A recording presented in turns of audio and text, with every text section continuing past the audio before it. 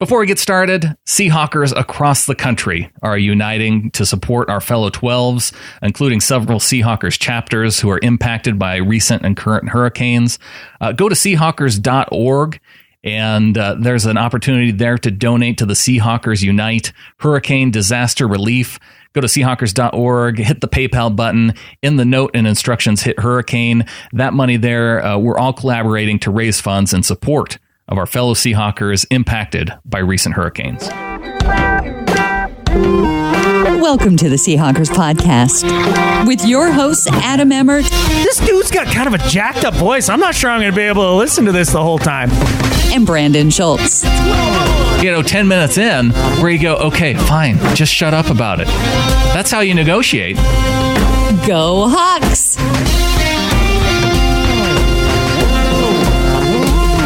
On a quest to own the West, yippee-ki-yay, we make the ground shake. On game day, 12 men, yay, feeling it is vital. The Seahawks coming to take division titles. Welcome to episode 170 of the Seahawkers podcast. I'm Brandon Schultz of the Military Seahawkers, and joining me, my good buddy and Montana Seahawker, Adam Emmert. Wait, this is the Seahawkers podcast? This isn't the Rams podcast? Because, I'm not a Seahawks fan anymore after this week 1 performance. I burned all my stuff. I am now officially a fan of the division leading Los Angeles Rams. Heck, there's even a video online, Brandon, of me running around in the snow in a Todd Gurley jersey. I'm all on board. You're Go already Rams. on board. Rams one rules. game, and you've jumped off the bandwagon onto the Rams. Doom and gloom. It's doom and gloom. This team's finished, and I can't have any more. But I'm a Rams fan now. Oh, well, I do you want to make any bets with me on how well Cooper Kupp is going to do this year? Or I could. It looked like he actually did okay yesterday. But then again, they were playing, what was it? I think it was the Flathead High School JV team that they played week 1, wasn't it? Well, considering the Rams put up 40-plus points on another team, I'm only going to assume that there was a clerical error, and all the people who were supposed to be cut from the 90-man roster were actually kept onto the team along with the practice squad. And those are the guys that they just, because of the clerical error, they had to send out against the Rams. And that's how they won the game. That's probably how I didn't watch it, but I'm assuming that's what happened. It's a good enough theory for me. But I did want to make light of the game a little bit, just right out of the gate. A lot of doom and gloom. A lot of people really bummed out. And I can understand why. I mean, this game highlighted like some of our worst fears going into this season. So we'll get into all of that, but it's not the end of the world, people. It's okay. It's just a week 1 loss.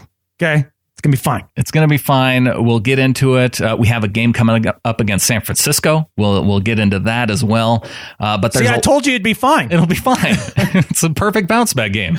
Right. And so we'll get into that. We'll get into some of the problems that the Seahawks ran into up against the Packers, what they can possibly do to fix it in the coming weeks. Playing San Francisco, that's one of the things they can do. And then we have some other things to talk about. Michael Bennett in the news. The news broke as we were doing the show last week. I think it's important to talk about some of the facts in the case there, and we'll get into that in the second half of the show. Absolutely, man. Well, you mentioned that the Seahawks ran into a few roadblocks in this game. Let's get the first thing out of the way first here. One of those roadblocks was the officiating. It was bad. It was. And actually, Doc Scott emailed in and had a whole list of points that he wanted to get off his chest. I think this makes an excellent place to start for some of the things that happened in this game. So Doc Scott, one of our few listeners who have their own Wikipedia page, at Doc Scott 31. I don't think we even have a Wikipedia page. No, I'm on a Wikipedia page, but it's not for me. But that's maybe another story for another show. Okay, cool. Yeah. So Doc gets into it. Says, firstly, thank you for making the off season go way quicker than it actually is. I'm not sure when you learned how to bend the space-time continuum, but you have, and it's very much appreciated. Now on to last night's game. A few points. I'm sure you've covered some of these in the podcast, but I need to get these off my chest. No, Doc, we haven't covered them yet because we're using this as a springboard for our show this week. So thank you for helping to produce the show. Number one, he says, it's hard enough to go into Lambeau Field as is, but if the officials aren't going to call the game fairly, it really limits your chances of victory. to slim to none. And that's Adam. Adam, that's where you're going with your first comment there. Yeah, a little bit. Basically, here's the deal. Am I surprised that the Green Bay Packers on America's Game of the Week in Lambeau Field, their home opener, got all the calls? No, I'm not surprised at all. That part of the equation was factored in. Look, these things do even out over time, over the course of a season. And the last thing you're going to hear me do on this podcast today is whine about the calls. Look, they happened. We still had multiple opportunities to overcome the bad calls. Does it make it more difficult? Absolutely. But that's not the reason we lost. It does make it difficult, especially when one of the biggest plays of the game was called back from a touchdown. Naz Jones picking off Aaron Rodgers and rambling into the end zone. 1st and 10 at the Seattle 32. Montgomery stays in the backfield. He hasn't touched the ball yet. Rodgers out of the shotgun. Going to throw again. Looks. Dumped it. It's intercepted. Threw it right to the Seahawks.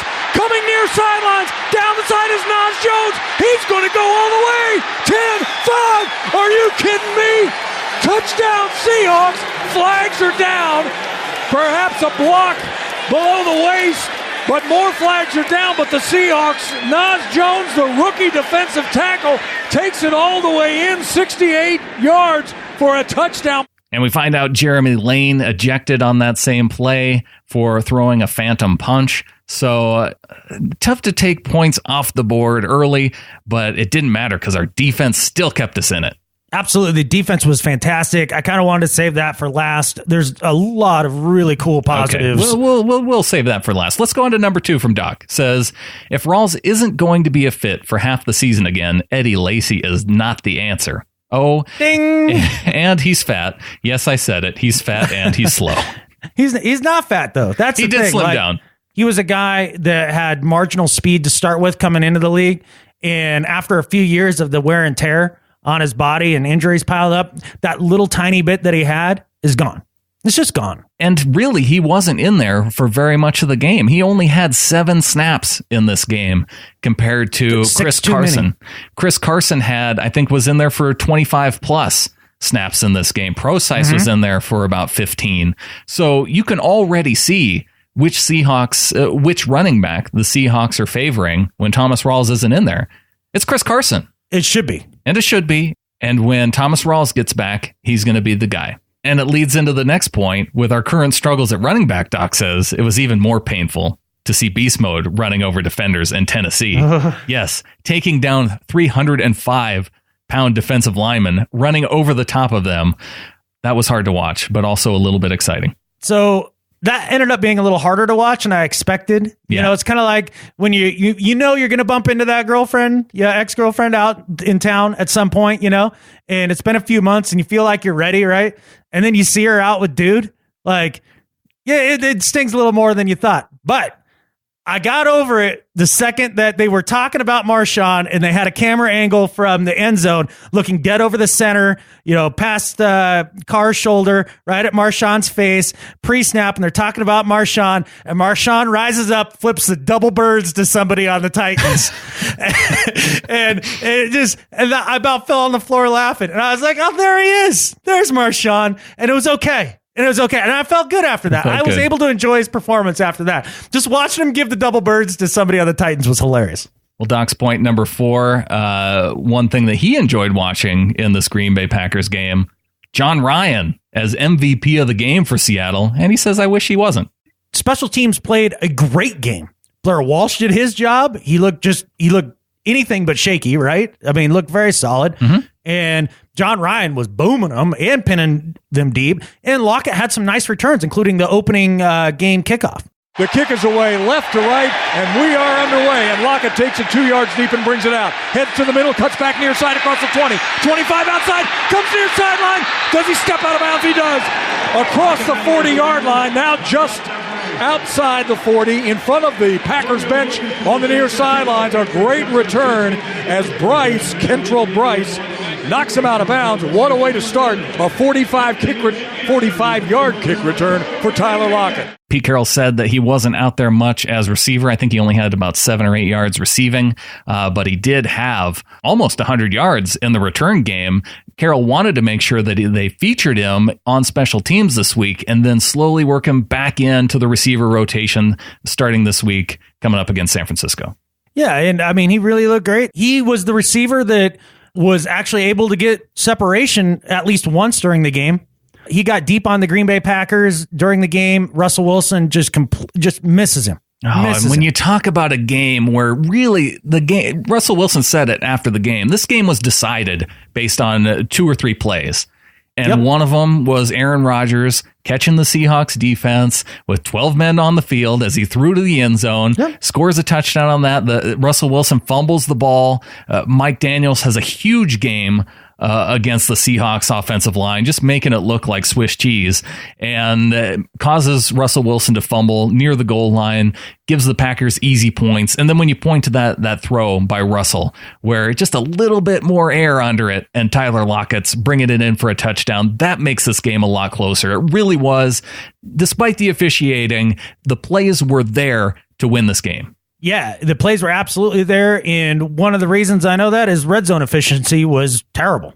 Part of that is, again, going back to another one of those calls. I mean, Jimmy Graham definitely had pass interference committed against him in the back of the end zone. I don't know how you don't call that, but you had other cracks to get it in the end zone from the 2? And you couldn't get anything going. Chris Carson gets stuffed. You get immediate pressure on second down, and Russell Wilson floats a weird pass out to Paul Richardson that almost gets picked. Yeah. That was a problem. Another place where you left points on the field right before half. A couple of big plays, get down there in the red zone. He has Tanner McAvoy. He has him and just barely misses him. I so much wanted to get a touchdown on that drive, especially after watching Mike McCarthy waste his 3 timeouts, thinking that he might have a shot at getting the ball back, and then see the Seahawks, after that happens, march right down the field, and at least they got 3 points to go into halftime with a 3-0 lead. Right. So embarrassing fact, Seahawks ran it the first 3 times on that possession, right? With just 30 seconds left after those 3 runs. Pro size. He picks up the first down, and then they all kind of stand around and they're not really doing much. And I'm like, I'm getting out of here now, man. I'm going to go to the store. I'm going to get some beer because I forgot to buy beer earlier. I was like, I'm going to get a jump start on halftime, because they're clearly just, running out the clock and, taking their lumps and go back. And I come back and they had scored 3 points. I didn't know how that happened. I had to go back and rewatch to see how that all unfolded right there with 30 seconds left. And it was about the most dynamic the offense looked all game. Well, including a long throw to Doug Baldwin, 34 yards, to help get him moving down the field. 4-man rush for the Packers. Good time for Russell. Looks, fires downfield. Coming to make the catch is Baldwin on the near sidelines. Across midfield and the 45. Knocked out of bounds at the Green Bay 44. Clock stops with 22 seconds left. That's what you can do when you can have some time, a 34-yard first down reception. And then right after that, we see Russell Wilson again scrambling for yardage, picks up 29 yards to help get Seattle into field goal range. Takes the shotgun snap, steps up in the pocket, going to scramble, has wide open running room, 30, 25, 20, runs to the far sidelines, steps out of bounds at the 15-yard line. Russell Wilson, they haven't gotten anything going all day on offense, and now inside of 30 seconds, 2 big plays, a 29-yard run by Wilson, and just like that, the Seahawks are within scoring range, certainly, for their kicker, Blair Walsh. So now we know who to blame for this loss, Adam. It was you. You should have stayed at the gas station the whole time. They clearly moved the ball well when you were not watching. Yep. Yeah, when I had no clue what was going on, they actually moved the ball a little better in the second half. That's true. Because really, that's one point that I want to make. If this would have been a 10 a.m. start, we'd be blaming this game on the slow start from an early game. No, we wouldn't have. We might have. No. I would have. Okay, I'll speak for me. I know you don't like doing that. Okay, I'll speak not for only me. do I not like doing that, but all you would have to do was watch the first 2 plays and watch Reese Odiambo get put on his butt instantly on the first 2 plays of the game. Oh, okay, he tripped. Great. So you failed one way or the other. I don't give a crap how it's done. You got beat hard. Well, okay, it was the first and third play. Second play was a failed bubble screen to Baldwin, wasn't it? Yeah. It went nowhere. I think they lost a yard because bubble screens are awesome. Well, I love the bubble screens. It's clearly still in the playbook, but I want to go back to Doc's email and rattle off his other points because I think we touched on some of these. We will touch on others, but he does make the point. Preseason football and regular season football are completely different. Having been lucky enough to now have witnessed both in the flesh, having just gone to the Seahawks-Chiefs game a couple weeks ago, you can't really draw too much from preseason football. Number 7, was the Packers pass rush that good, or was our O-line the same old story? And is that going to be the story for this season again? Yes, Doc, we'll get into that some more. Yeah. I really, really, really hate the hard count by Aaron Rodgers. I mean, I really hate it. We're all on board with that. It was great to see Earl Thomas out there looking better than ever. He really is the one player, along with Russell, that we just can't do without. Third downs. Oh, the third downs. And lastly, I really hope we can go on a run and get home field advantage, if only for this reason, so we can host the Packers at home in a playoff game. They now have become my least favorite team in the NFL. Ooh. Thank you for letting me vent. Love the show. Love the team. Love Seattle. Go Hawks from Scott. Go Hawks, man. The Packers have not vaulted into that place for me, but they're getting there. Are they? I saw a lot of fail Mary truthers this weekend, and what does that brought mean? back those. What's a fail Mary truther? Someone who believes that anybody other than Golden Tate caught that for a touchdown pass. That's a fail. Oh, okay. I see what you're saying. I was like, because that was a touchdown. Well, yeah, still is a touchdown. And if you refer to the play as a fail Mary and you believe that the Packers intercepted that pass, you're a fail Mary truther. Okay. I didn't know that was a terminology out there for that. I'm starting it up. All right. Okay. So, yeah, a lot of things to touch on at the end of that email there from Doc Scott. One he gets to is the idea of the offensive line, and this is something I know we've both been putting off a little bit at the beginning of this to kind of get to. But remember, we want a calm rant for one of our members of the flock, Vincent Parker. Not one of the ranty rants on the offensive line. I was getting there, Brandon. Before you didn't even give me a chance. You try. Yeah. I'm preempting you because I know you. I didn't need a preempt. I've been trying to explain. I explained this to you on the phone yesterday, and you're already preempting me. All right. At this point, so the offensive line came out and they were a dumpster fire. They were. It was absolutely atrocious. And the first half was really bad. The second half went from like flaming dumpster fire to able to move the ball. Ish. It was still pretty bad. So Vincent was really upset on the Ring of Honor. It's like, man, just don't freak out. It's like, well, I'm not going to freak out because I'm not mad. I'm just disappointed. That's where I am at this point. I think the way that he put it is he said it's like hearing your mom scream at you because you have a doofus best friend who is an annoying disappointment when they ain't there to hear it. I'm like, Mom, don't yell at me for catfish. I can't change. Yeah, but sometimes Mom is right. You know, like more times than not, Mom is right. So it's true. Here's the thing. The reason why that I was as upset as I was during the offseason and was as ranty as I was about the offensive line is because we had an opportunity to do something about it then, and we weren't doing it. Thank God we spent that money on Eddie Lacy. Whew, it's looking even better now. But now, this is where we are. These are the guys that we have. This is the unit that we got to try to work around.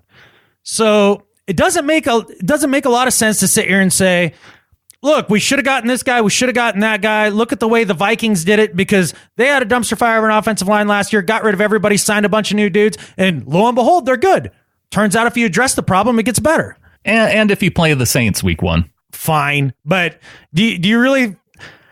This offensive line is going to struggle against any going defense. Up against a struggling defensive line. I guess. But Cameron Jordan's for real. So, I mean, they've got some real players there for the Saints. But long story short is, these are the dudes that we have. Nothing's going to change. So now we got to talk about how to scheme around this, because that's all there's left to try to solve this. And I do believe they'll get better over the course of the season. Will they become a group that's good enough to get you past the second round of the playoffs when you go up against another loaded defensive front? I don't know. It doesn't feel good right now. I can tell you that much. Well, you talk about changing the scheme, and that was one thing that Russell Wilson referenced on multiple occasions in his post-game press conference after the game, was how he really likes going up-tempo. I think we've always moved really well when we're going up-tempo. That's been something that we've been trying to focus on all season, and I think that's something that's advantageous to us. I think it tires down the defense and makes it tough for their calls. Really, the past 5-6 years, 5 years, we've been able to execute in those 2-minute drives very, very well. I think that's something that we need to continue to do, and I think continue to do really well. That is about as adamant as you're going to hear Russell Wilson in terms of giving his input on what he thinks the team should do. That is him pounding his fist on the table for something. Yeah, I mean, he is definitely, that's as animated as you're going to hear him and as forceful as you're going to hear him speak to that point. I'm not sure that just going up tempo is the answer. One of the things that I really look for in this game, Brandon, is where did the read option go? We have a healthy Russell Wilson. We're trying to jumpstart this running game. Why not use that read option where when you have that free defender, you can read him. You can use his own aggressiveness against him to mitigate the pressure from him and to go ahead and gain yardage. No, instead they ran this one really weird play where they allow 3 of Green Bay defensive linemen to get by 4 offensive linemen, where if you've seen this picture, it's been shared on social media wide and far. 4 Seahawks offensive linemen facing Russell Wilson, facing the wrong direction. Not like they're looking downfield to set up a screen pass. No, they're all looking and watching their guys beat them on their way to run down Russell Wilson. Yes, you could have used the read option a little bit more in this game, because I don't think they did it at all. Yeah, I mean, that's my point. That's what was just weird to me. The other thing is that, I mean, you mentioned screen passes. So we ran a few bubble screens. Great. Out of all the screens, I hate the bubble screen the most. But one way, and you saw the Packers really start to do this in the second half, combined with the defense getting tired, this was an adjustment they made that really helped. One of the ways that you get an aggressive defense on its heels, somebody that's just whipping your offensive lineman, is to start throwing screens. And we didn't go there. Tight end screens, you saw them, running back screens. Right. I don't know if that's a play that Russell Wilson runs well, because we don't do it. Maybe that's the case. Maybe it's difficult, like literally difficult for him at that height to get the ball around, the tall defender that you let pass to let the offensive lineman go down the field. Maybe that's the reason. I don't know. He can usually make that guy miss, though. Right. So I think there was a large whiff there in the play calling as well. They eventually started, looping the tight end over to help with the left side often, or really to help. They even brought in Matt Tobin a couple plays to help on the left side. Right. I mean, really, wherever Mike Daniels was, you needed help. And, we talked about Mike Daniels going into this game, and he turned out to be the type of game-wrecking defensive tackle that he can be. And I think we'll be fine facing teams that don't have a stud D tackle. I think we'll be a little better with the people on the edge, but having that disruptive force up the middle right out of the gate just opened up the pass rush avenues for all the other dudes, including Nick Perry. Well, you know what Russell Wilson wants to do? He wants to go up tempo. Right. The times that we had a rhythm was when we were really in that 2-minute situation there at the half and near the end of the game. So it's something we'll have to see and study and see if it's something that we can do a little bit, more of or better job of. And I think it's something that we're really good at. He's on this thing. Yes, I understand that he's on this thing, but I also heard Pete Carroll in the press conference talk about it on Monday here, and he did not seem nearly as excited about the idea of going up tempo. That's not the way that they wanted to go. That is the exact opposite way of football that he wants to play. He wants to get back to being conventional, run the football, close the circle of toughness. Going up tempo, running 5 wide and running it out of shotgun, that is antithetical to the way that Pete Carroll coaches football. It's not going to happen. They want to mix it in. They want the running game to complement it. They don't want to go up tempo for the entire game. They want it to be a lot more balanced. And a big reason for that is because if you go 3 and out, if you aren't getting first downs like they weren't, then you're really going to be at a disadvantage when it comes to time of possession. It's really critical that you do move the ball if you are going to go up tempo. But I don't know if it can get much worse, Adam, than having the ball for 20 minutes and having your opponent's offense on the field for 40 minutes for your defense to be on the field. It's incredible that they held the Packers to 17 points. You know what would be worse than that, though? Is holding the ball for 5 minutes and they'd have the ball for 55 minutes. Because we could go there going up tempo. They could somehow figure out a way to go 3 and out faster. Like that's what when Russell Wilson starts talking like that, that's where my mind goes. It's like, oh, great. Well, let's go 3 and out faster then. I don't know if you can go out 3 and out any faster. Are you sure? Because I'm pretty sure. I saw a lot of 3 and outs that first half. Man alive. It was tough. It was absolutely tough. But despite all those struggles, despite it being the first game on the road, having to fight back through adverse conditions, with the officiating and all that, team was in position. The team was in position all game. And the reason they were is, boy, howdy, that defense, man. Death row's for real. Sheldon Richardson, as advertised. Mm-hmm. Earl Thomas, give me a superlative about Earl Thomas, Brandon. What, did he flash at all to you in this game? He is back. Did you see that hit that he put on Ty Montgomery to send him backpedaling about 6 or 7 yards, just hitting him right in the chest? There was no moving forward on that play for Ty Montgomery. So one of the big knocks on Earl always at the beginning of the year is his tackling is a little suspect, seemingly, at the beginning of the year. Not this game. No. He was on point. He was stone cold killer, and he honestly looked as fast as I've ever seen him. That's as fast as I've ever seen Earl Thomas. It was unbelievable. He's locked in and ready to go, and you combine that with the really promising play of Shaquille Griffin, and who's the other Justin kid? Coleman. Yeah. What was your thoughts on the him? Patriots? Yeah. I was really happy seeing Justin Coleman in there because I think we saw why the Seahawks were willing to consider a trade for Jeremy Lane. Jeremy Lane only in there for 8 snaps before he gets thrown out of the game. They looked like they could have done just fine with Shaquille Griffin opposite Richard Sherman and having Justin Coleman in the slot. Well, they did. Yeah, they did do just fine. They did. That's what I'm saying. And so to free up some of that salary cap space by potentially trading Jeremy Lane, I can see now why that would have made so much sense. Yeah, man. I know it never happens in the NFL, but if there's any way we can find a way to trade Jeremy Lane and Eddie Lacy in maybe a draft pick for an offensive lineman somewhere or two, that'd be great. If we can get on that, that'd be fantastic. But again, I don't think it's going to happen. No, that would require the team actually making a move. You got all so excited right before this Sheldon Richardson trade. Because Doug Baldwin, he took he opened up some of the cap space by taking a bonus, and you're like, I think they're going to do it. I think they're going to get an offensive lineman.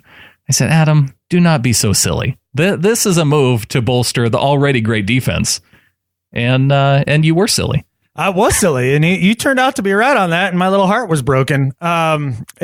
I don't know. I mean, it's one of those, it's like, well, would you rather have Sheldon Richardson or Joe Thomas? I feel like I know Pete Carroll pretty well at this point, and the answer is that he would rather have Sheldon Richardson. It's so clear to me that Pete Carroll wants to have a defense that will go down in history the way the Purple People Eaters did in the late 60s, early 70s. That was the top defense during his teenage years. By the way, how cool must it have been for Pete to become the defensive backs coach for Bud Grant when he first started in 1985.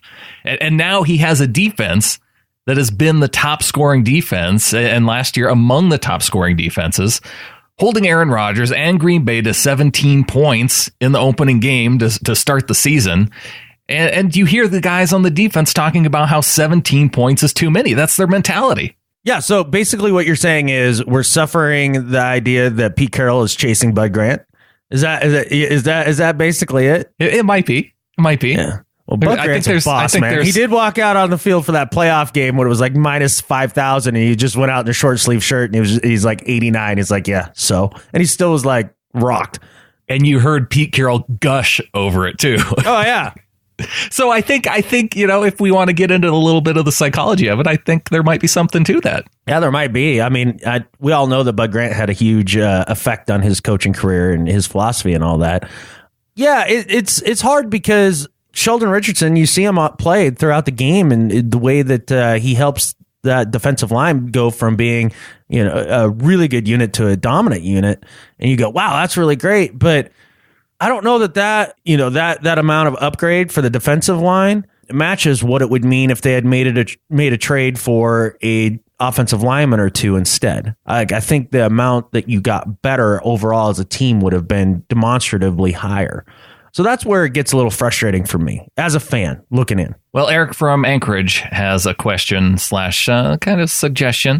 Says, hey guys, I was already doubting our Super Bowl chances. That's just how horrible our offensive line played. Do you think the Seahawks are going to look to trade for an elite lineman before the trade deadline? I don't think there's any way that they're going to trade for a quote unquote elite lineman. They may still look for other dudes on the offensive line, but I don't see this team going out and trying to get an elite lineman because there's so few teams out there who are willing to give that up. Yeah, I don't see in-season trades happening all that often anyways in the NFL. This isn't the NBA or MLB or anything like that. It's very rare. And then on top of that, watching the whole league a little bit on Sunday, it was apparent just how many teams you started to come back to that the announcer would be like, yeah, they really struggled on the offensive line last year, and so they've done this, and this. I mean, I would say there is at least 12 teams or so that was part of their narrative from this last offseason. It really is a major struggle for many teams, and a lot of them were contenders too. I mean, whether that was, the Broncos or the Vikings or, a few of the other the Saints were even mentioning that a little bit, but yeah, I think it's something that's a struggle league-wide. So I'm not sure that there's anybody that, just like you said, Brandon, that a team's going to be willing to give up. I mean, they're trying to cobble this together just like we are, just doing it in a little more effective way. I went back and looked at it to see if there could have been something more done in the offseason, especially at the left tackle side. If you had a player who had any ounce of ability to play left tackle, I'd put Luke Jokel in this camp. You were getting $8 million or more for your contract. That's what you were getting. And that's just on the low end. If you were backup, there was no in between. It was $8 million and higher, or you were getting veteran minimum. There was nothing in between if you're left tackle. Right.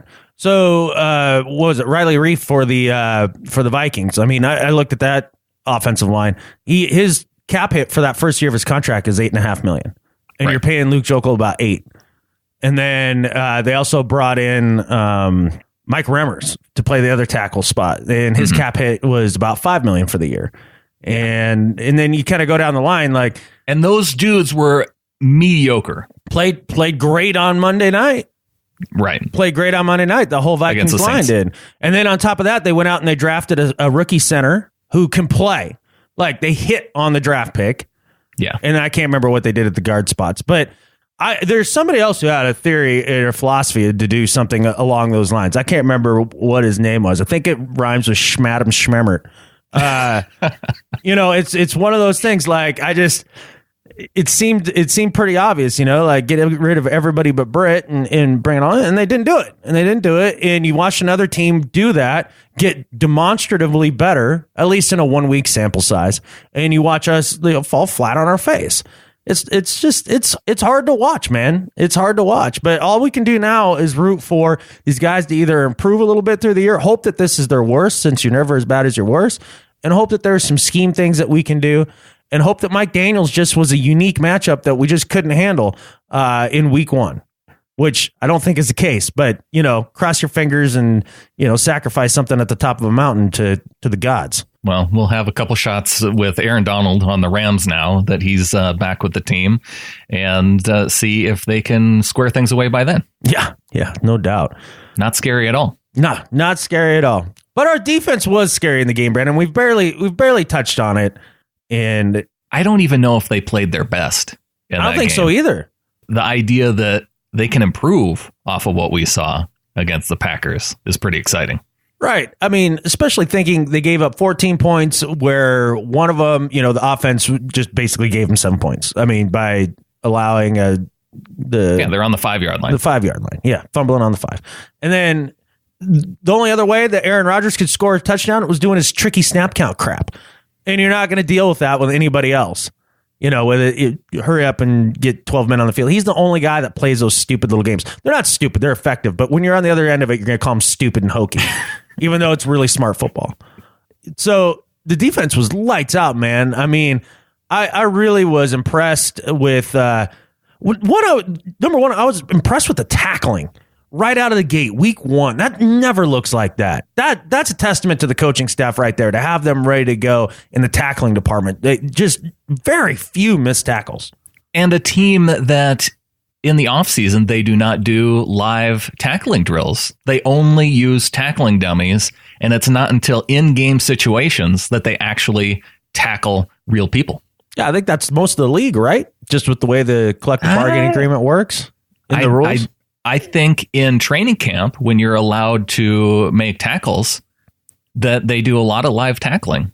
I don't think they do much. Every coach I hear talk about it is like there is just no contact allowed for the most part in leading up to the season, and that's why it's so sloppy. leading up to the season, yes, but once you get into training camp, that's when contact is allowed. Is training camp leading up to the season? I'm talking about in the off season, leading up to training camp. Everything in the off season leads up to the season. It's the whole point of the off season. But you got to understand too that Pete Carroll and company, they're a little gun shy about allowing contact in practices. I mean, the NFL, for whatever reason, they have definitely watched us like a hawk, man. And I mean, they lost a draft pick last year over it. Being too physical in practice. So I'm sure that there's a reason why they're extra cautious, because I think the next violation, like the NFL said that they were going to take our birthday away or something like that. I do not like losing our birthday. No, but they definitely were like, we're going to do something for reals. Like we're going to really, yeah. Well, you could see it escalate. You don't want to go any farther. So noticing how they tackled in this game, it was good to see. Absolutely, and it was at every level too, and. One of the places that we had a little uncertainty going into this year on the defense was strong side linebacker, and Terrence Garvin played a good game, had a tackle for loss on, or was the count as a sack? Yeah, it must count as a sack on Aaron Rodgers. That was great. I mean, it was a great play as Aaron Rodgers booted out to the right. Did his job well, I thought. I mean, there wasn't a point in the game that I noticed him in a bad way. We've barely even mentioned Shaquille Griffin. Holy smokes, man. That dude came out. Talk about baptism by fire. All right, Aaron Rodgers, Lambeau, have at it, Haas. Right. Oh, yeah, no, the guy that we were going to have do it, no, he's gone now. It's all you now. It's all you. Yeah. Yep, it's all you now, Shaq. Get after it. And, dude, he rose to the challenge. I don't know if you were as impressed as I was, Brandon, but I'm falling in sports like with Shaquille Griffin real fast. The fact that he did not give up anything deep, that he was right in guys' faces, able to knock the ball away in a couple situations. He did get beat on one little slant, but you see that happen to Sherman too. Most often, that when the guys break inward, it's usually it gets guys like Sherman and now Griffin tangled up a little bit. But when that happens once or twice a game and it only goes for a 10-yard gain, that's you're willing to give those plays up versus the long downfield plays. So you think that the struggle with covering the slant, because that's what it seems like for Griffin to me, do you think that's a part of the scheme and the way the Seahawks play? I think the corners tend to want to do two things with the receivers. They either want to force them inside where there's a lot of traffic where you have the linebackers and safeties, or they want to send them to the sideline. So they want to kind of take away the ability to get behind them and try and funnel them one of those two ways. So, yes, I do think that's part of their scheme. I mean, if you can funnel a receiver over the middle into Bobby Wagner land, good luck with Area that. 29. Then there we go. Yeah. And then, okay, all right, fine. You want to bust it up the seam? Yeah, have fun with that, too. Mm-hmm. Because the human missile, Earl Thomas, is going to be everywhere. Yeah, you saw what happened to Gronkowski last year, right? You don't want to do that. Earl Thomas could end about 4 people this year, I think, with the way that he looks. Oh, my gosh. That's why you don't want to try. No, you don't want to try. One name that I didn't hear mentioned once throughout the game was Cam Chancellor. Yeah. There's definitely, from the safety position, I mean, that's just what I'm saying. Yeah. From the safety position, you'll do a lot of things that are down and dirty that allow other people to make plays, especially somebody like Cam who plays a lot in the box, to where you're probably not going to hear his name called a lot. Game here or there, but still has a huge impact. I thought he played just fine. Did his job that game. And I think there's going to be games further down the line where we're going to be, gushing over Bam Bam instead of Earl. We can't just gush about everybody. Well, I guess we can. When you pay the money that the Seahawks do to put together this kind of defense, maybe we should be gushing about everybody week to week. It is exciting. I mean, I do. Defensive football inherently, for most people, isn't as exciting as offensive football, but I do love it. Knowing that these guys have the type of ceiling that is higher than maybe even the hype coming into the offseason. That Richardson trade really did just pop it right over the top. And these guys will be in every single game this year, despite the offensive line. Because when you really think about it and sit back, man, when you think of all the circumstances, including the calls, if you take that into account, the fact that they lost by, it was 8 points, right? By 8 points. Man, what a tremendous effort on the road, considering the circumstances. They'll find ways to overcome the glaring deficiencies, I think, going forward. But just the idea that you didn't get blown out in that situation, I think it's huge. 2 plays. You hit Tyler Lockett on the downfield pass, or you convert your red zone opportunities. If they do either of those 2 things, they're right in this game. And despite everything else that happened, that's a winnable road game against one of the top 5 teams in the NFL. Yeah, if I'm a Green Bay fan, I don't know that I feel great about that win when it's all said and done. If I were a Green Bay fan, I would want to get home field advantage. Well, it made it a little easier. I mean, that was one thing that caused a lot of hand-wringing, right, was the idea that this is such an important game out of the gate, week 1. This is going to determine, home field advantage throughout the playoffs and blah, blah, blah, blah, blah, blah. Dude, we have a long season yet to go. A long season yet to go. And there's so many things that can happen, so many different injuries, so many different scenarios, so many different teams that are going to be good that you don't see coming.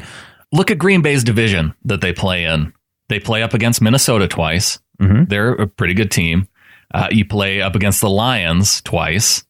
They have a solid team. You play the Bears twice, and they almost took down Atlanta in week 1.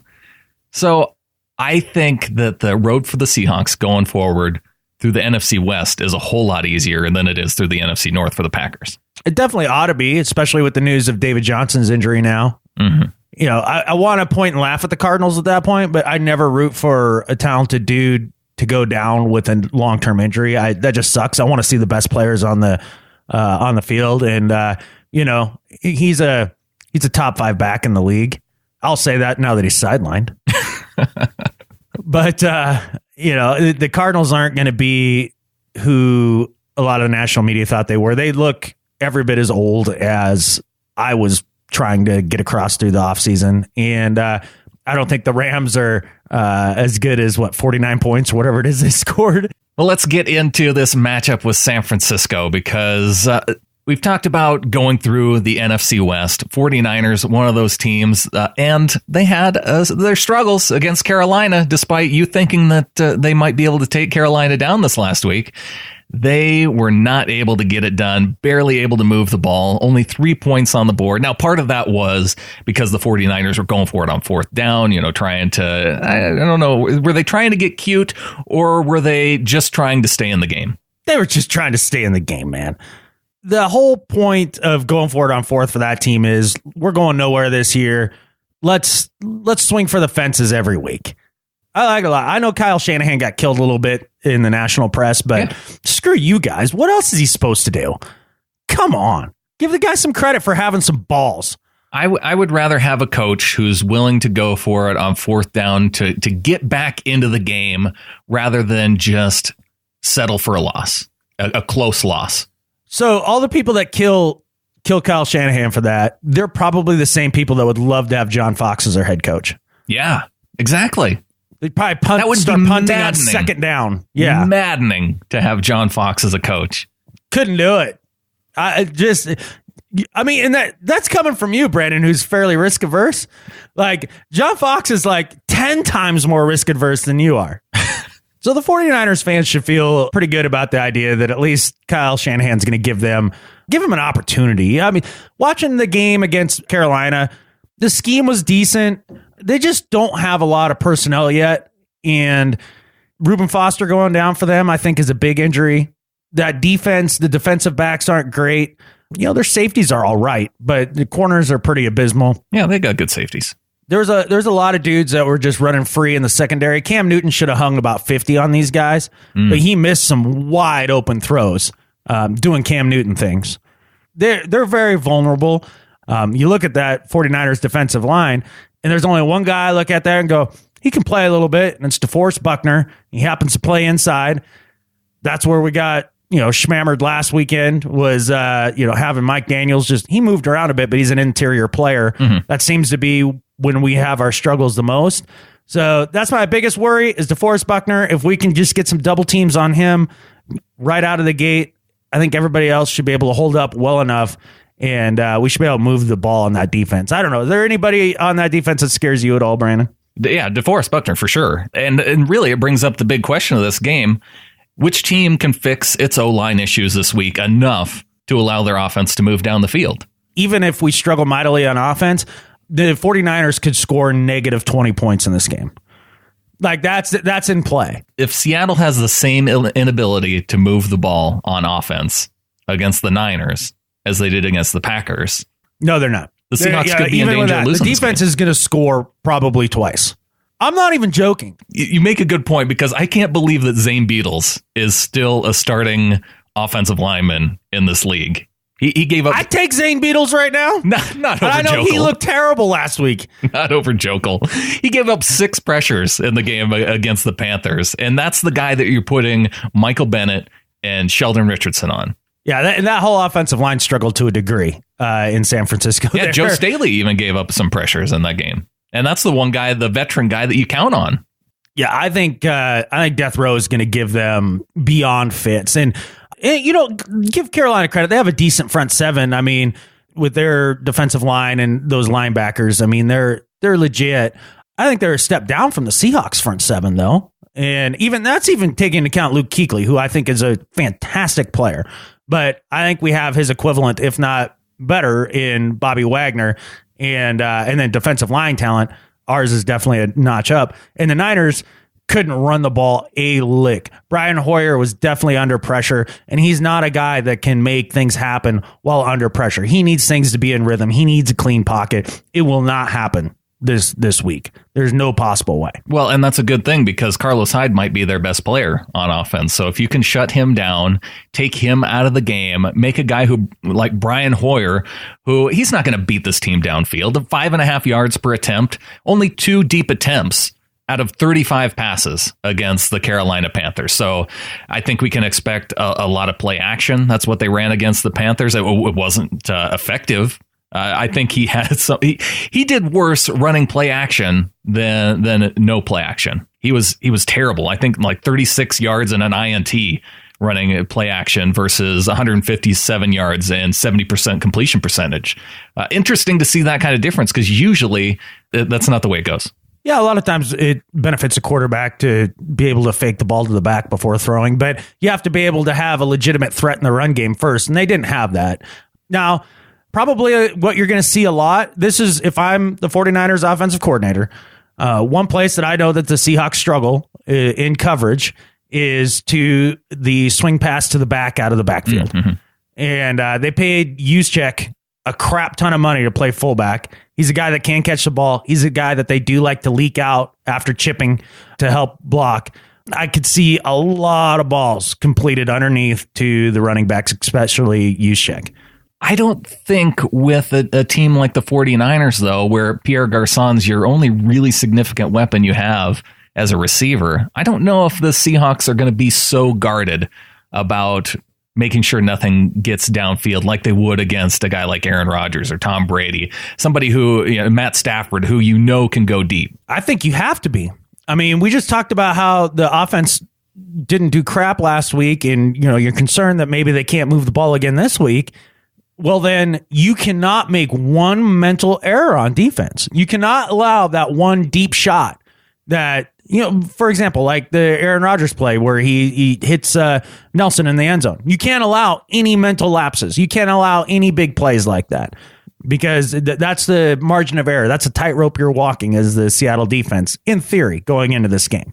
I think they have to stay concerned with that and let the 49ers try to beat you dink and dunking down the field. Good luck with that. Well, I know for the Seahawks, third down has to get better for the offense. 25% third down conversions is terrible. Jimmy Graham, we did not talk about really how ineffective he was against the Packers. I know every time that we don't do well in the red zone and third down, everybody goes, well, where's Jimmy Graham? Well, he was there. Russell threw it up to him, but he couldn't elevate because the dude was holding him down to the ground. The two dudes, right. So in the red zone, yes. And then his other big third down conversion, he flat dropped. For the life of me, I do not understand why the Seahawks are just so insistent of keeping him in line at the end of the offensive line and having him run patterns out of there. I cannot understand the bullheadedness of that. Make Nick Vannett do that. Catfish! I mean, this guy, that's his bread and butter. Get him split out wide. I don't get it. This is what, year 3 of this? and they still can't figure out a way to use him correctly. You use him at his worst capacity more often than not, and that's at the end of the line of scrimmage and at least chip blocking before running out for a route. Split him out, man. You're right about third down. They need to do better on that. But to be better on third down, you know what other downs you have to do well on? First and second down, so you're not in third and longs.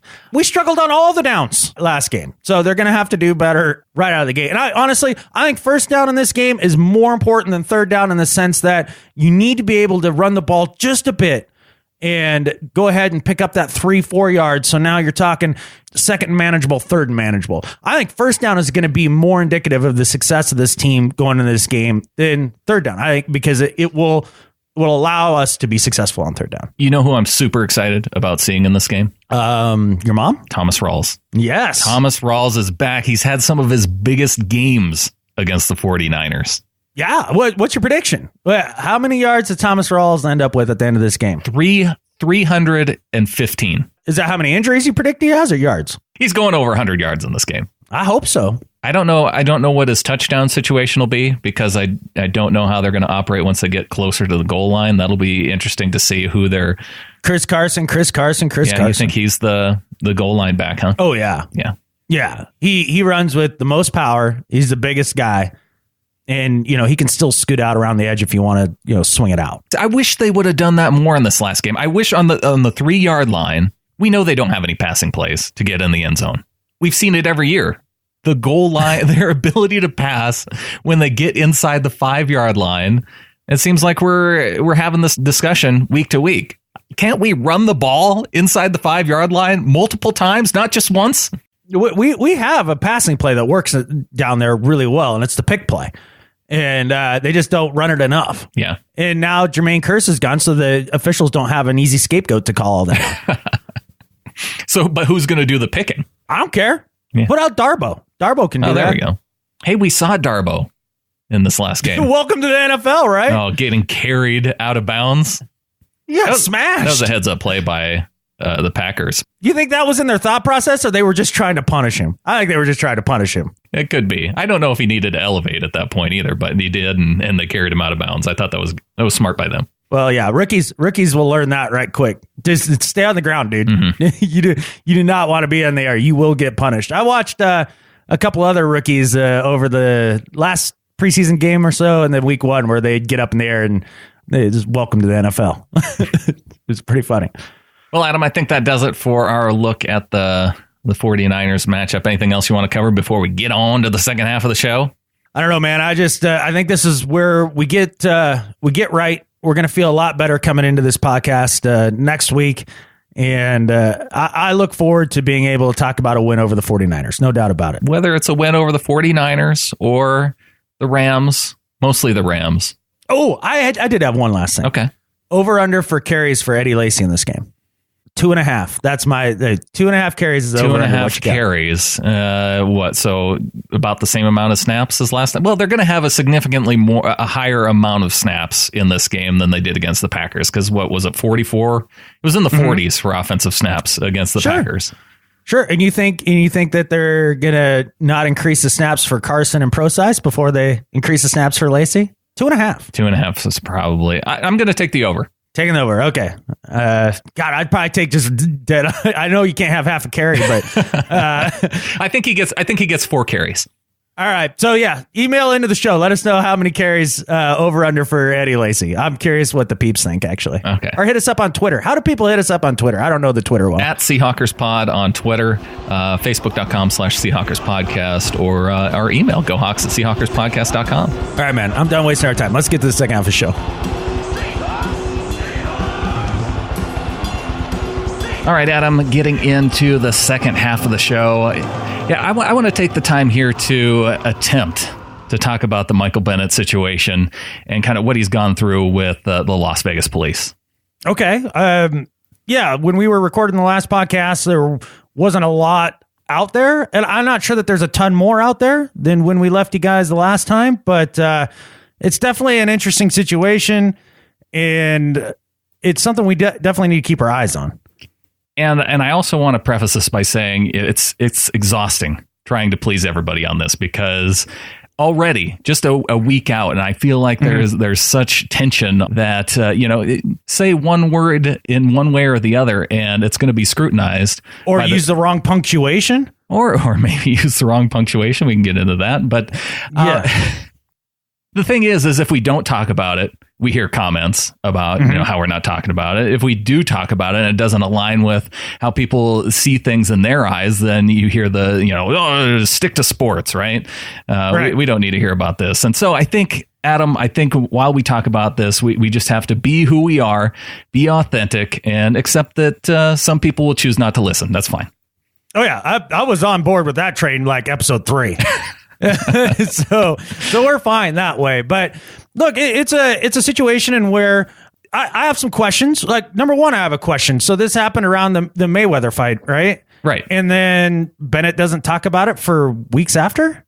Well, and that was the big question, and that actually came up in some of the press conferences with Bennett and with Doug Baldwin and with Richard Sherman. And he went to those guys and he said, what do you guys feel about this? And it was the advice from Doug Baldwin, who said, let's not be emotional about this. Let's think about it. And because one of the things you don't want to do is just respond emotionally right away. So Right. Baldwin said to him, take some of the emotion out of it, give yourself some time to gather your thoughts and put out the message then. That makes a lot of sense. And, coming from somebody like Doug Baldwin, that's good advice. With his dad being sheriff down in Pensacola. Is it sheriff or chief of police? Something like that. I think he ran for sheriff. Okay. I just remember the campaign signs being up while I was down there last time. Well, let's go back a little bit because, like you said, this happened around the Mayweather fight. And toward the middle of the week, last week, while we were recording the show, Bennett came out with a letter talking about how he was at a club in Vegas. People thought that they heard gunshots and that police ended up cuffing him while he was running away from the scene. And he talked about the emotions that he felt and how he thought he was being profiled based on the color of his skin. And Las Vegas police later that day, which it was pretty cool that they came out so quickly after the letter to give their side of the story. And they came out, held a press conference later that day. They had body camera footage. They disputed that there was any racial profiling, and said that they did have reasons to be suspicious of him. And here is what their statement of events was. As they moved towards the nightclub, an individual later identified as Bennett was seen crouched down behind a gaming machine as the officers approached. Once Bennett was in the officer's view, he quickly ran out of the south doors, jumped over a wall onto Flamingo Road east of Las Vegas Boulevard into traffic. Due to Bennett's actions and the information the officers had at the time, they believed Bennett may have been involved in the shooting, and they gave chase. Bennett was placed into handcuffs and detained while officers determined whether or not he was involved in the original incident. He was detained for approximately 10 minutes and released. Mr. Bennett at the scene had the incident explained to him by a supervisor, and he said that he understood and that he had no problem with what the officers did, just the one that he claimed the officer had pointed a gun at his head. On that particular call, it's important to note that we later determined that there were no shots fired in the casino and the call was unfounded. There had been some sort of loud noise that we've not 100% been able to figure out exactly what it was, but a number of the people inside believe that a shooting had occurred. And so when I hear a statement like that runs completely contrary to Mike Bennett's statement, they saw him crouched behind the casino, some machine, right? And then that he somehow saw them, and then that spooked him to run and then jump over a wall out into traffic. Like, so their intent, the way they're trying to paint that is the second he saw law enforcement, he ran. And that does not seem like the story, especially when you hear it from Mike Bennett's perspective. Well, I think the key thing here, though, is that we don't know. And yes, they released body camera footage, right, but it wasn't the camera footage of the person who would have been in the position to see Bennett kneeling and take off as soon as he saw them. So we're missing that piece, and that's a really important piece to have. No way. That was the piece that was the one body camera turned off out of all of them, huh? The important one. Boy, I'm stunned. That never happens. That never happens. I know I know your dislike for authority is bleeding in a little bit here, but the one takeaway for me of seeing the body camera footage, it was a scary moment. It was a tense moment. And I can understand if that's something that you have to activate yourself in a time when it's, intense, and I can see you forgetting things. Like, just look at the example of the officials from the Green Bay Packers and Seahawks game this last weekend. Mm-hmm. They're in a position of power, a situation where you have to make a split decision at a critical moment. And look, they threw flags where they thought that there was phantom punches, and they missed critical calls in the game. So you can see how in an intense moment you can make mistakes.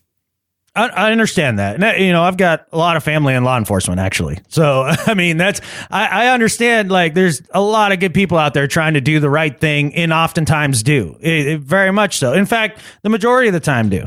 But there's definitely instances where wrongdoing has occurred. And it's at that point that I would love for all of those people in the law enforcement community to be like, oh yeah, no, that guy screwed up and he can't be doing that. And part of the other thing that makes me really question the law enforcement account of this too is just the idea. I've listened to Michael Bennett speak for years now. He's a very truthful guy. I've never felt like it was a question in my mind as to what he was really thinking when he was speaking. He's genuine as the day is long. This sounds an awful lot like people trying to cover up for screwing up in an intense moment, which is understandable. I'd much rather be like, yeah, he ran and he's a big dude and he's moving fast. And so I thought maybe that was the perpetrator. Cause we all, like, in our mind in these events, when things go down, you picture the thug in your mind like you do in an action movie. It's some big dude who's out there, like, smashing people up.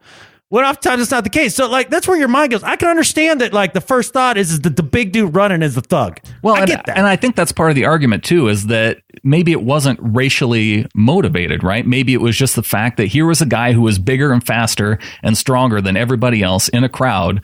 And that's immediately who your mind goes to. And I would be willing to accept that as why, but they didn't, they obviously weren't ready to go there yet because they're still in the middle of an investigation. And I want to go, you mentioned the Facebook comments, Adam. So I want to bring in the opinion of David Wesley, who he posted a comment on Facebook, and David's a good dude too. David, he's another one. He's one of our first responders.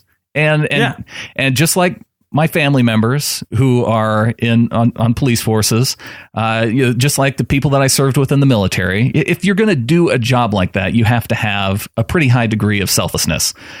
So I just want to keep that in mind. Immediately says that Bennett's story is already full of exaggerations and untruths. And he said he was arrested after running when police told everyone not to move, not complying with police orders during possible gunfire, and that makes anyone look guilty. And what I wanted to say to that, David, I want to play the clip from the officer's body camera footage that they showed at the press conference with the undersheriff of the Las Vegas police, because they are definitely telling people to get out. And you hear it about 30 seconds before they show police running after Bennett. And then he says it again just seconds before they're running after him.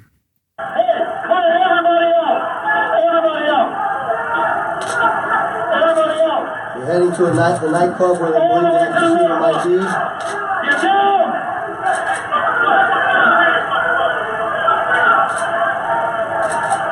So you can hear some of the chaos that's going on here, and this is the part where they're kind of walking past where Bennett was apparently crouching, and then you see in the video they actually turn once they see somebody running.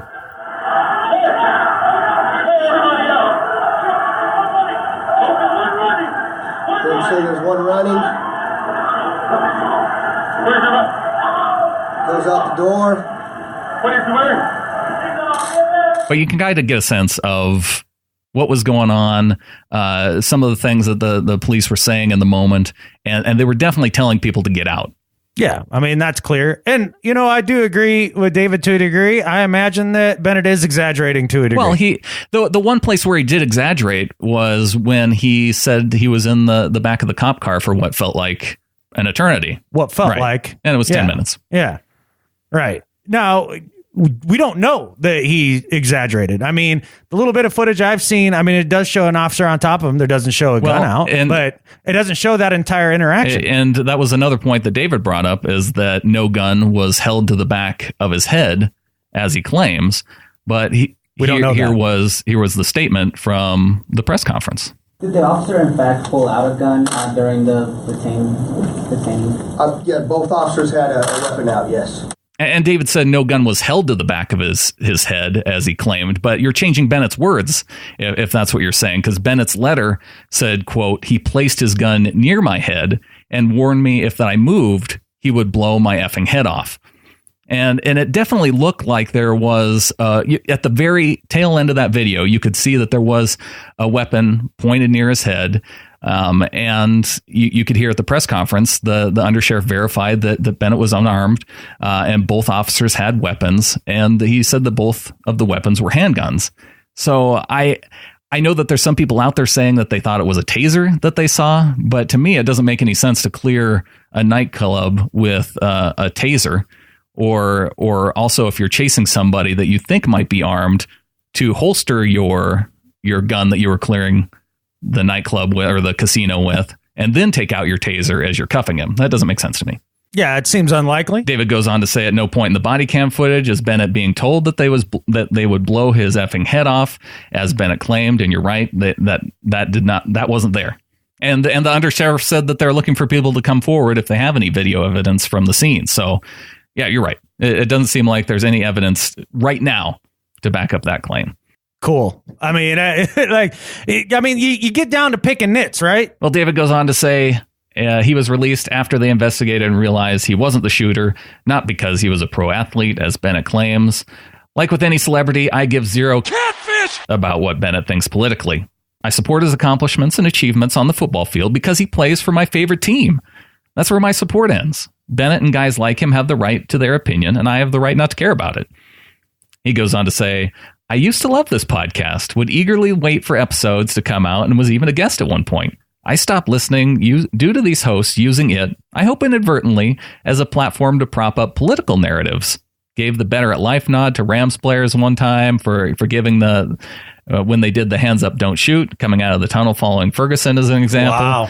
And not in the mood to hear somebody complain about why I waste my time with fantasy football, which seemed to be in every single episode, which is one of the first things I heard the other week after trying to give the show another chance. Well, that's your fault for doing fantasy, man. What do you want? To be perfectly honest, did Brandon, did you or I ask Mike Bennett to sit for the national anthem? No, I definitely did not ask him to do it. No, did we ask the Las Vegas Police Department to have this arrest and have this whole thing come to light? No, that was we do not have that kind of pull. Oh, okay. So what I'm wondering here is did we have a motivation to make this story happen? Did we want this story to happen? Is this how we want to spend our time on the podcast? I'm willing to not discuss this at all, but then I feel like we're missing out on an important piece of something that's going on that Seahawks fans should at least know about. Yeah, it's there. It has to be addressed, and either you agree or you don't agree. That's fine. But I think we can all agree that, we need to find a left tackle. Can we do that? Well, and can we all agree on that? I think we can also agree that, Adam, you are clearly alt-middle when it comes to your views on fantasy football. Yes, alt-middle. I like your new term. Yeah. Is that the opposite of my radical middle on everything else? Alt-middle. Well, no, it's because I'd say 95% of the population is in on this fantasy football thing, and you're part of that 5%. Yeah. So I'm going to put you in the alt-middle. That cling to reality? Yeah, I don't know what it is. I just don't like the way it changes the way you watch football. That is all. That is literally all it is. It just changes the way you watch football, and I don't enjoy that. For me, is that okay? I think it's okay. Here's the thing that I think that we can all agree on with this particular experience. Michael Bennett went through a traumatic experience. I've had family members who have had police pull out their weapons thinking that they match the description of a suspect.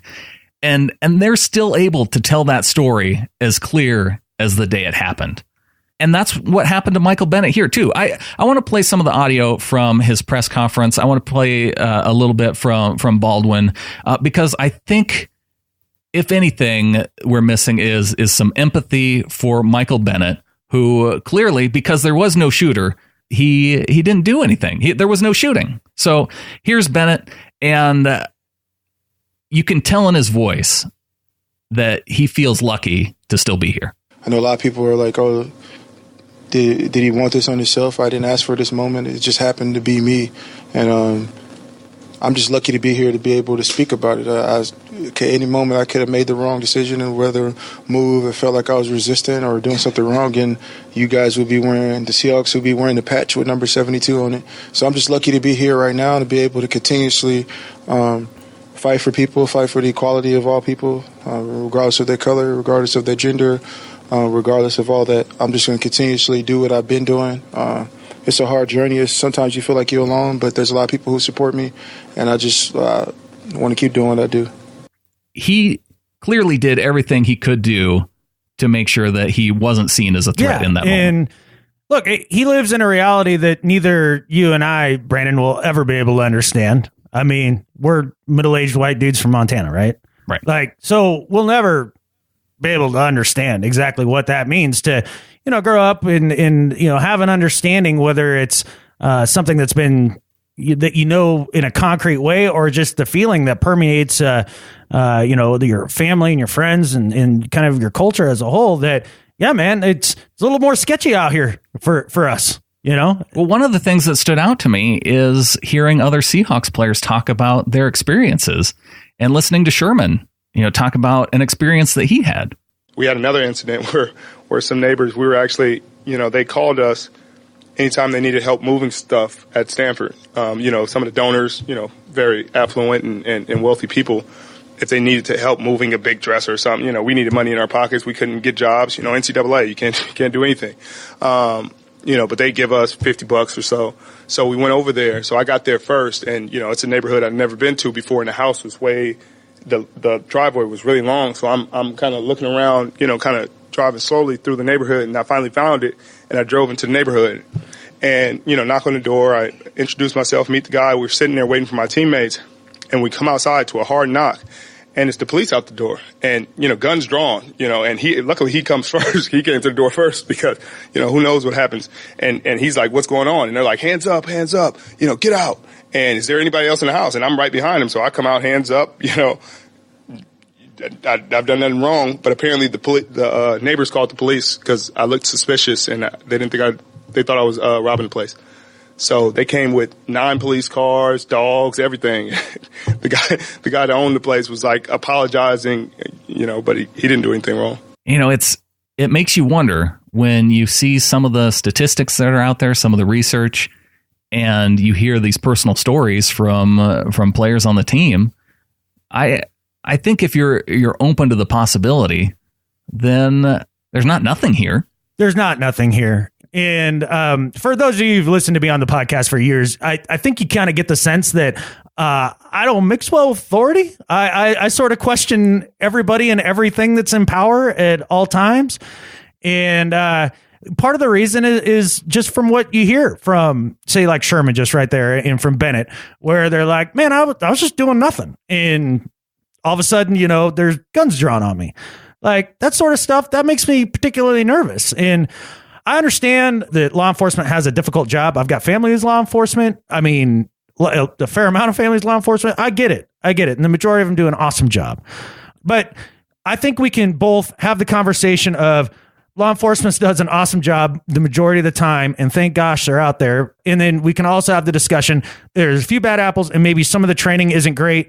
And as a result, there is a disproportionate amount of, statistically speaking, whether that's studies or FBI numbers, things like that, a disproportionate amount of black people that are prone to have violence committed against them by police. Like, we should be able to have those two discussions simultaneously and respect one another and then look for solutions. We can do that. And I think Baldwin summed it up well, saying, put yourself in another person's shoes. Sherm had a very similar situation when we were in college, and I had a very similar situation when I was in high school. And those are extremely traumatizing situations to be in when you feel like your life is in somebody else's hands. You truly feel like your life is flashing before your eyes because you don't have control of the situation. You have lost all control. And it's a very traumatizing situation. And I know it's hard for some people to put themselves in that mindset or put themselves in somebody else's shoes. It's very hard for humans to be empathetic. But that's my challenge, is if you can just put yourself in that scenario, in that situation where, you have a wife, you have a husband, you have kids, you have family, all these things that are important to you that, when you strip away your job, your money, all these other things that, those are the only things that matter. And they could so easily be taken away from you by, a centimeter.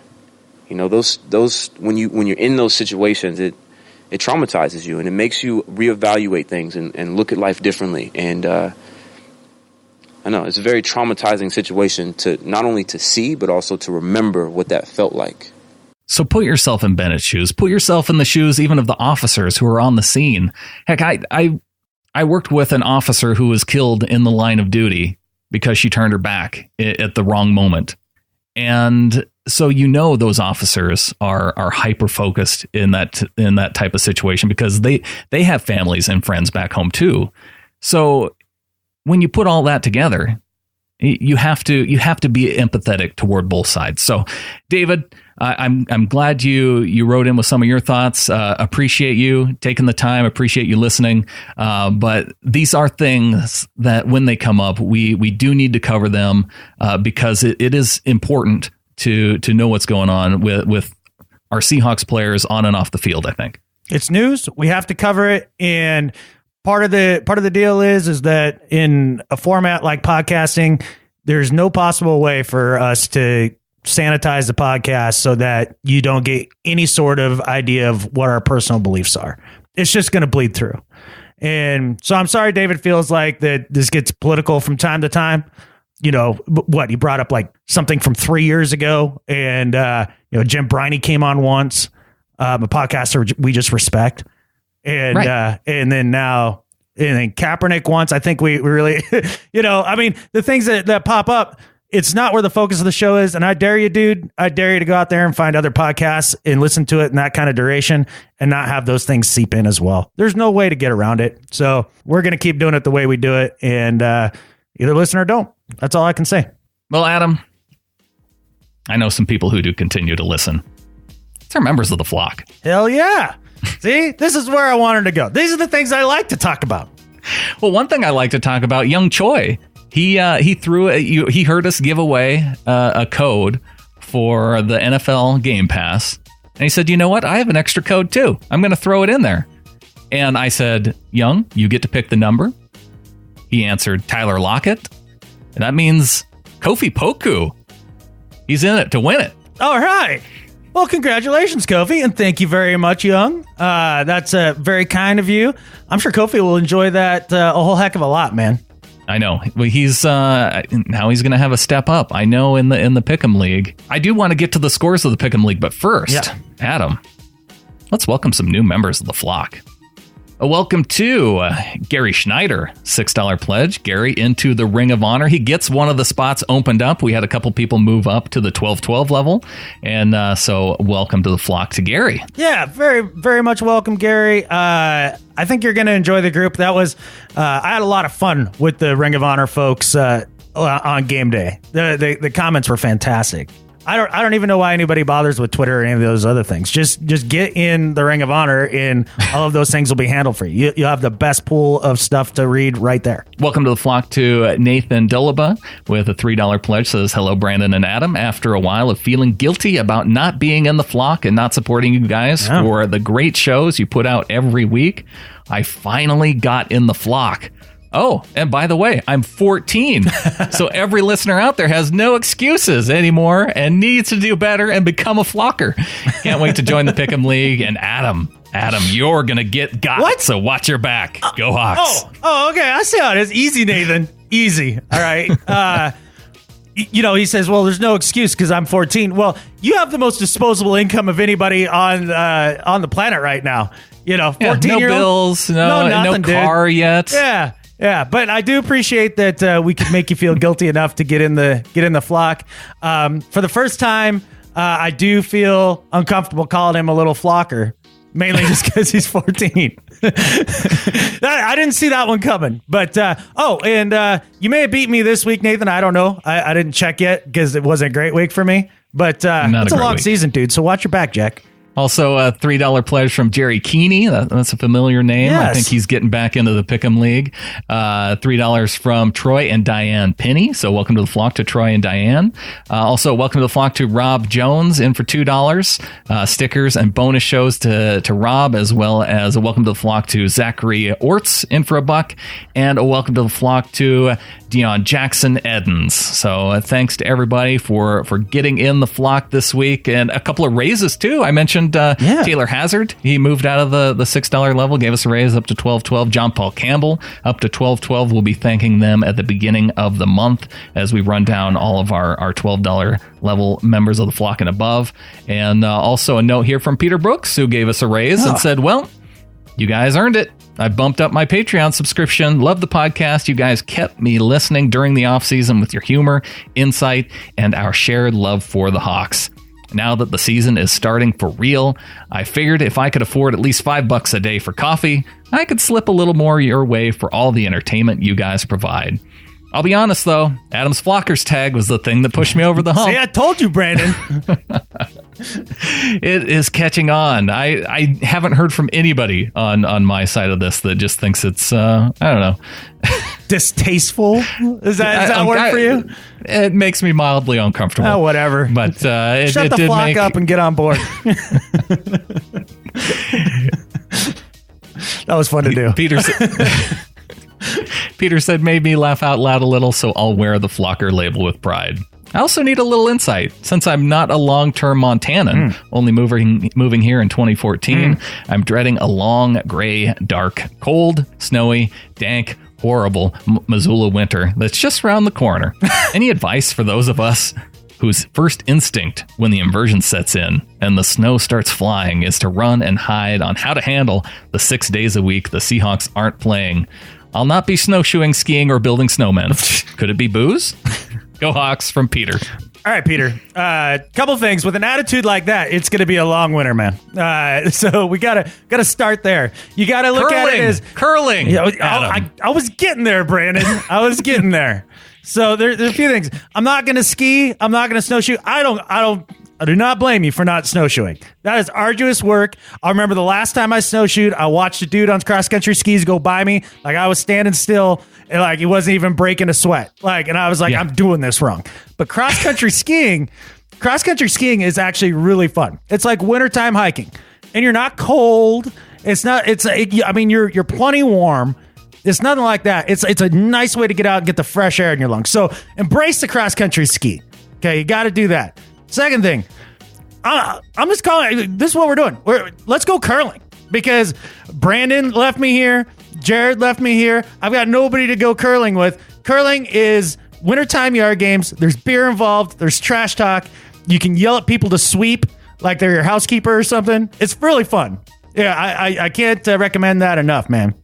And you're definitely onto something with the beer. Oh, and last suggestion, make sure to plan, even if it's just a week or 3 days, just somewhere slightly warmer and sunnier than Missoula for 3 days last week of March, and you'll be okay.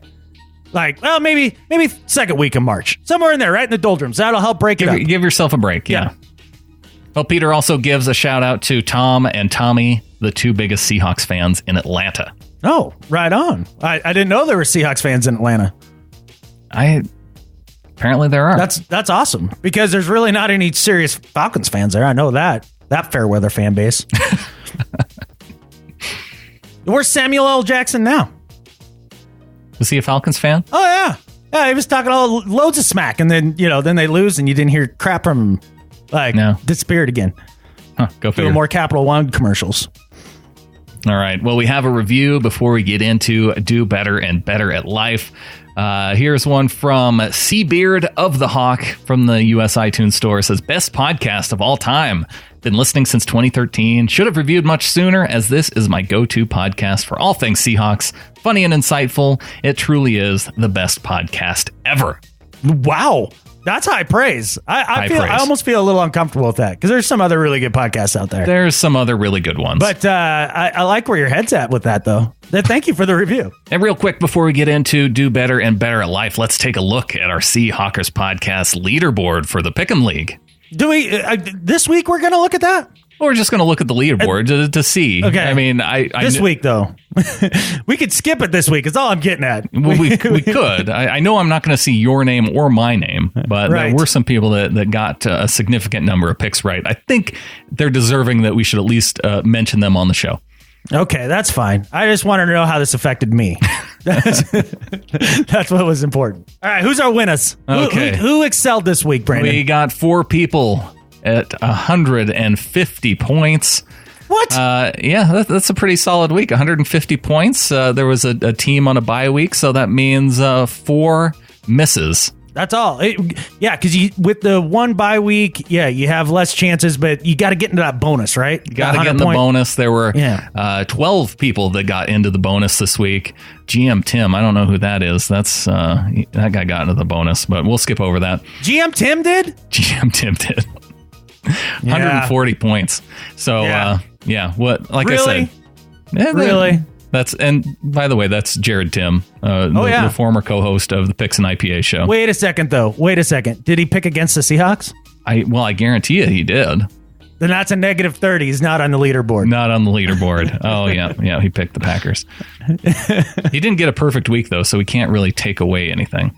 Oh, yeah. We can take away anything we want from him. That's true. And he deserves it. But congrats to Smurf Hunters with 150 points, Levi Siebens, Chocolate Salty Rawls, and Seahawk Jake 78. Good. Some solid names in there. I like the Chocolate Salty Rolls. That's pretty good. My first thought when I heard Smurf Hunter was, you don't want to be a trophy hunter for like Smurfs, right? Like you're not just going after all Papa Smurfs. So if you're hunting for substance, I wonder what Smurf tastes like. Like I wonder if it's good, or if there's even enough meat on the bone to make it worth it. And what do you use? Like a 22? Like I've got a lot of questions about Smurf hunting. Well, I mean, have you not seen Gargamel and how he operates? Yeah, that's more like Smurf trapping. Or Smurf fishing, because it's like a catch and release policy. Yeah, that's a good point too. Yeah, they're never permanently detained. That's for sure. Yeah, he's an incompetent bad guy. It's true. I don't know. Yeah, I got a lot of questions about Smurf hunting. Yeah, well, we can get into it on the bonus show this week, along with our winners that are in our patron pick'em league. We will get to that this week on the bonus show. Yes. Well, Adam, what do you say we get on to Do Better and Better at Life? Sounds good, man. Let's do it. My Do Better this week is for the Washington Redskins, Adam. Come to find out from an article by Yardbarker here recently, Washington reportedly made identical offers to Kirk Cousins 2 months apart in the offseason. Now, Kirk Cousins riding this franchise tag, he might be one of the smartest quarterbacks ever to not take a deal and to continue to bet on himself because he keeps getting them checks. And I think we can both agree, Kirk Cousins probably, not franchise tag worthy, but the Skins, they really don't have much option. But when I saw this deal that the Skins came to Cousins 2 months later with the exact same contract that he was offered back in May, it made me think of my kids. You tell them one thing, you tell them no, and they keep coming back to you over and over saying, but please. It's a negotiation tactic, Brandon. They're wearing him down. Well, then they aren't doing it right. Because if you take a cue from my kids, you don't wait 2 months in between offers. You hit them right afterwards. You say, can I get a candy bar? No. Can I get one? No. Please. No. They see, it's rapid fire with the kids. They know how to negotiate, because then you're at the point of, 10 minutes in where you go, okay, fine, just shut up about it. That's how you negotiate. The Skins are doing it wrong. They're taking way too long in between their simultaneous or their exact same offers. So for the Skins, you need to take a cue in negotiating from my children and do better. Well, I think you're assuming that they want to eventually sign him to a deal, like with your do better. Like if you want to not sign him, that's a great way to go about it. Dude, I wouldn't tie my future to that guy. There's no catfish way. Like they did it. They've done it exactly correct. If you ask me, you play this out to the end of the franchise tag, let him hit free agency. And then when you can't afford him and you look at the fans when they're all mad at you because they love going 8-8, then you just say, look, you chose somebody else. It's not our fault. And then you finally draft a dude who might be worth a darn. Oh, wait, it's the Redskins. They won't do that. No, they'll just keep kicking the can down the road. So you don't like people coming back with repetitive offers. That's what I'm getting out of this. And it may have something to do with my life experience with my children just recently. So. I can't believe you let him get away with a third. Can I? Nope. I'm taking something away at that point. You've already asked me twice. Like I've already said no. Now you're going backwards. Now you're going backwards. Backwards. No, that's actually really good thinking. Yeah, that's how I always did it, man. But I'm a jerk. So that might be why. All right. Well, who's the jerk have for do better this week? Oh, I'm going to rip a guy that was just probably doing his best out there, but it was abysmal. This was a complete bomb of a sideline report. My do better this week is for ESPN's Sergio Dip. I don't know Sergio's background. I don't know how he got this gig, but you and I have discussed many times. I think the sideline reporter is one of the dumbest inventions in the history of man. I don't understand it. I don't know why I need Al Michaels to flip it down to the sideline to Michelle Tafoya for her to tell me that somebody has a wrist injury. I don't understand why that person can't just put that in Al's ear and he'd be like, oh, David Johnson's not coming back because of a wrist injury. No. I gotta have a shot in a 30-second deal on the sideline for half the time. It's not even pertinent information, right? But Sergio took it to another level. Beth, Coach, it's a pleasure to be with you guys here on the field from up close, just watching Coach Vance Joseph from here.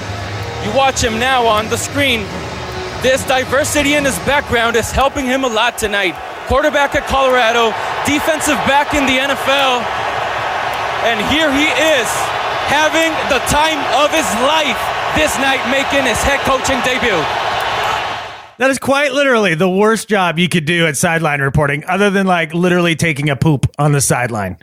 Like that was terrible. It didn't even make coherent sense. I had no idea where he's going at any time. You could tell. I think he just got nervous and overwhelmed. I'm sure he's a super nice dude. But that's tough, man. That was tough on national TV. And I understand you're the B team, right? Because you're the late game.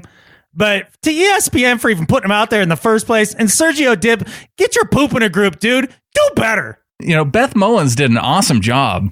And Rex Ryan was 100 times better than Matt Millen was, because it was Beth and Matt Millen for the Raiders Seahawks game in the preseason. Yeah. And holy smokes, Matt Millen, he went into Pig Latin at one point during that game. And I thought, what a catfish nincompoop. Yeah, he is a nincompoop. Just ask any Detroit Lions fan. But you're right about Beth, though. Is Beth Moen? Is that her last name? I think it's Mowins. Yeah. Okay. So this is embarrassing for me to admit, but this was weird. So I turned on the game. I had no idea who was calling this game, right? Right. And she starts talking. I have no idea that it's going to be a woman announcer. Like, it's not even in my head that it's going to be a woman announcer. Like, it wouldn't even occur to me in 1,000 years that that's what it's going to be, right? Because it was the first time it's ever happened on Monday night. Is it? Okay. So she starts talking. I was like, this dude's got kind of a jacked up voice. I'm not sure I'm going to be able to listen to this the whole time. And then it flips to they come up on the screen, right? And it's her. I was like, oh, that makes total sense now. And now that I can put that voice in a female's body, it fit now. It made all the sense. It made all the sense. And then I was like, oh, this is great. And she did a fantastic job. The hilarious part is Rex Ryan does his introduction, right? Yeah. First text I get from our buddy Jared, huge Broncos fan. I knew I'd love Rex Ryan. He's awesome at this. I'm so excited about how excitable he is. Like, that's the first time I was like, yeah. I mean, Rex Ryan was great. Beth was great. I think they'll make an excellent broadcast team. This is the job that Rex Ryan was meant to do. Yeah, he's born for this, man. Absolutely born for this. This or producing foot fetish videos. One of the two. One of the two. All right, Adam. Well, on to Better at Life. All right, man. I'll go first here just quickly. I'm going to keep this short. My Better at Life this week is for the Cassini space probe. Because Cassini, after its 13 years of orbiting the planet Saturn, returning thousands of amazing images of the planet itself, the rings, the different moons around Saturn. There's a ton of different moons around Saturn. We learned so much from this probe that's been circling Saturn for 13 years. This week, on Friday, Cassini will take its final flight and plunge directly into Saturn and disintegrate. And it's like watching an old friend like go away. And it's really sad for me. Every beautiful image you've ever seen of Saturn, that's been Cassini. Like, wow. That's you recognize him like instantly when you see it. Cassini is the probe that discovered that there were water geysers shooting out of the bottom of Enceladus, letting us know that there was liquid water on the surface of liquid oceans on the surface of another body in our solar system. It's also the probe that dropped and I'm going to say it wrong, I think it's the Huygens probe. It's the guy who discovered the moon Titan around Saturn. Okay. And one of its first things upon getting there, Cassini dropped that probe down. It went all the way down, landed on Titan. We found out that they have lakes of methane and that it rains methane there. And there's hydrocarbons everywhere. Like, these are the building blocks of life. Cassini was used in a number of different ways over a very long mission. And the amount of data, the sheer data that we got back from this, when it was only supposed to have a 6-year lifespan to start with, is staggering. So my Better at Life and farewell this week is for Cassini. You are a stud. I love you, Cassini. Not a living thing, but yet better at life than Skip Bayless somehow. Yeah. And I love it. Well, my Better at Life this week, we talk about some poor journalism now and then. I want to point to some awesome journalism. Oh, okay. And this is in the New York Times. It's from Jonah Engel Bromwich. And the story is titled, Harvey and Irma Married 75 Years, Marvel at the Storms Bearing Their Names. and it's it's a married couple. He turned 104 in July. She's going to be 93 in November. And what they just found out was that their two names had been in the rotation for hurricanes since the 1940s. And we've seen the story, if you've looked for it, about how hurricanes get their names. But he weaves in the story of how hurricanes get their name with this couple who Harvey and Irma Schluter, and they're from Spokane, Washington. No way. Being since it was the 40s, a time when Harvey was visiting his brother at a duplex in Spokane and ran into Irma, staying with her sister in an apartment below where she attended high school. And that's where he fell in love with his future wife, Irma. And it's just a cute story of these two people. And at a time when, so much devastation's happening with these two hurricanes, here's a cute story about an old couple that have been married for 75 years. And to weave that in with the story of how hurricanes are named, Jonah Engel Bromwich, better at life than Skip Bayless. Well, that's kind of fun. I think it's kind of ironic, or is it ironic? I don't know if it'll actually be ironic or not. But the fact that Harvey and Irma live in like the least likely place for a hurricane ever in Spokane, Washington, and their two names are back-to-back hurricanes in the United States, right? Huh. Well, that's a cute little story. That's like one of those things you read on the front of the Sunday paper, right? It's like that Sunday feature that everybody loves the Sunday feature. Except for me, because I'm dead on the inside. I'm always like, what is this crap? I don't care. I don't need to feel good about news stories. I don't care about the kid that plays the piano and also saves lives. I don't care. It's like when Brian Williams did the news, and you'd have the uplifting story at the end of the nightly news. Really? Was it one that was truthful? Or do you just make it up? I have to believe that most of them were not made up. Okay. I was curious. Well, Adam, I think we probably made up a lot of things ourselves in this last show, but we made it through. Yeah, I'm not sure that Cassini's original mission was for 6 years. I may have just made that up. You're right. 75% of statistics are made up. Yeah, absolutely. And I may or may not have made that up myself. Hey, that makes sense to me. You just don't know. Yeah. So with that, there's only one thing left to say. Go Hawks. Go Hawks.